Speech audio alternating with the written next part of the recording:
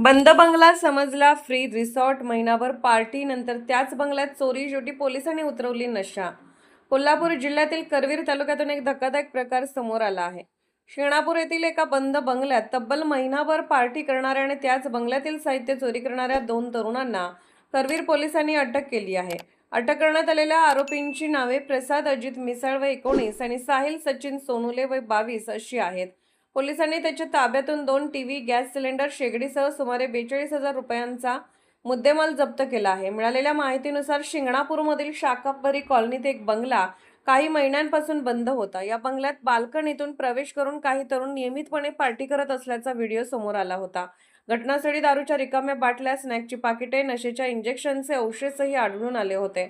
तपासादरम्यान पार्टी करणाऱ्या याच तरुणांनी बंगल्यातील प्रापंचिक साहित्याची चोरी केल्याचे निष्पन्न झाले. त्यानंतर करवीर पोलिसांनी सापळा रचून दोन्ही संशयितांना अटक केली. चौकशीत आरोपीने चोरीचा मुद्देमाल एका शेडमध्ये लपवून ठेवल्याची कबुली दिली.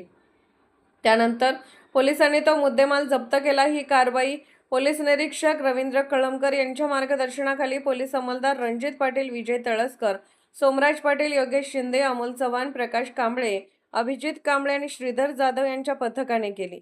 दरम्यान बंद घरावर गुन्हेगारांची नजर असल्याचे या घटनेतून पुन्हा एकदा स्पष्ट झाले आहे. त्यामुळे घर दीर्घकाळ बंद ठेवताना योग्य खबरदारी घेण्याचे आवाहनही पोलिसांकडून करण्यात येत आहे.